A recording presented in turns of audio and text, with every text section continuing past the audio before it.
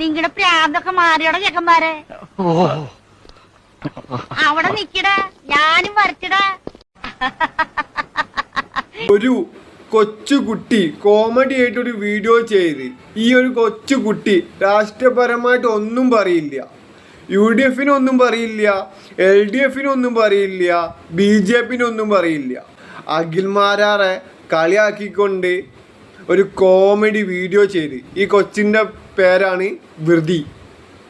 ഒരു ചാണക സംഖി, ഒരു വൃത്തികെട്ട സംഖി ഈ ഒരു കൊച്ചിനെ പറഞ്ഞിട്ട്, ഈ ഒരു കൊച്ചിനെ വൃത്തിയേട് പറഞ്ഞിട്ട് ഒരു വീഡിയോ ഇട്ടിൻ. എന്തായാലും ഇങ്ങനെ ഒരു വീഡിയോയുടെ സൃഷ്ടി മോളുടെ അച്ഛൻ്റെയോ അമ്മയുടെയോ ബുദ്ധിയിൽ നിന്നായിരിക്കും. മോളുടെ എല്ലാ വീഡിയോസും കാണുന്നുണ്ട്, ആസ്വദിക്കുന്നുണ്ട്. പക്ഷെ കഴിഞ്ഞ ദിവസം ഇങ്ങനെ ഒരു വീഡിയോ കണ്ടു. സംഭവം ഒരു ക്രിയേറ്റിവിറ്റിയാണ് മോൾ ഉദ്ദേശിച്ചതെങ്കിൽ കുഴപ്പമില്ല.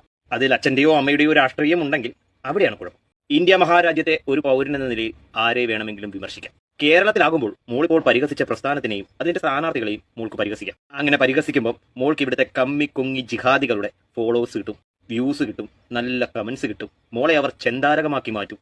മറിച്ച് എന്തെങ്കിലും ഒരു ദിവസം മോൾ ഇതേ തമാശ നാട്ടിലെ ഇടത് വലത് ജിഹാദികൾക്കെതിരെ ചെയ്താൽ അന്ന് മോൾ തിരിച്ചറിയും യഥാർത്ഥ രാഷ്ട്രീയം എന്താണെന്ന്. BJPയെയും BJPയുടെ സ്ഥാനാർത്ഥിയെയും മോൾക്ക് പരിഹസിക്കാം. മോളുടെ വീടിന് മുന്നിൽ മാഷാ അല്ലാ പതിപ്പിച്ച ഇന്നോവ കാറോ അല്ലെങ്കിൽ മോളുടെ കമന്റ് ബോക്സിൽ ഭീഷണിയോ ഒന്നും ഉണ്ടാവില്ല. കാരണം ഇങ്ങനെ മുട്ടയിൽ നിന്ന് വിരിയാത്തതും വിരിഞ്ഞതുമായ ഒരുപാട് പേരുടെ തമാശയും പരിഹാസവും എല്ലാം കേട്ടാണ് ഇന്ന് ഈ പാർട്ടി രാജ്യം ഭരിക്കുന്നത്. അതെല്ലാം ഒരു സ്പോർട്സ്മാൻ സ്പിരിറ്റിൽ എടുക്കാൻ സാധിക്കും. പക്ഷെ ഒരു തവണ ഈ നാട്ടിലെ ഇടത് വലത് ജിഹാദികൾക്കെതിരെ ഒരൊറ്റ വീഡിയോ മോൾ ചെയ്യാമോ? എന്തായാലും മോളുടെ ഈ വീഡിയോ എനിക്കത്ര സുഖം. നിനക്ക് സുഖിച്ചില്ലെങ്കിൽ നമുക്കെന്താ? അനക്ക് ആ കൊച്ചിന്റെ വീഡിയോ കാണാൻ താല്പര്യമില്ലെങ്കിൽ കാണണ്ട. നിന്നെ സുഖിപ്പിച്ചിട്ട് മാത്രമേ ഈ കേരളത്തിൽ വീഡിയോ ചെയ്യാൻ പറ്റൂ. മോളുടെ അച്ഛൻ്റെയോ അമ്മയുടെയോ രാഷ്ട്രീയമാണ് ഇതെന്ന് വ്യക്തമാണ്. മോളെ ഫോളോ ചെയ്യുന്ന, ഭാരതീയ ജനതാ പാർട്ടിയിൽ വിശ്വസിക്കുന്ന, ഈ സ്ഥാനാർത്ഥികളെ വിശ്വസിക്കുന്ന ഒരുപാട് ഫോളോവേഴ്സ് ഉണ്ടാവും.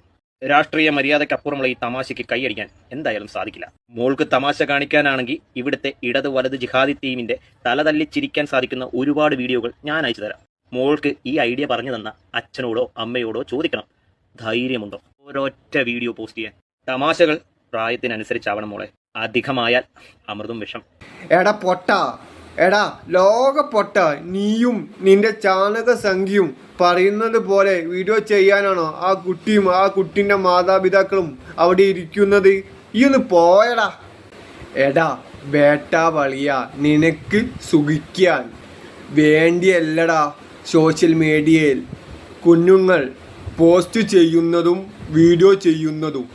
നീ ചാണകസംഖ്യ ആണെന്ന് പറഞ്ഞറിയിക്കേണ്ട കാര്യമില്ല. നിന്റെ പ്രവൃത്തിയിലൂടെ നാട്ടുകാർ അറിയും.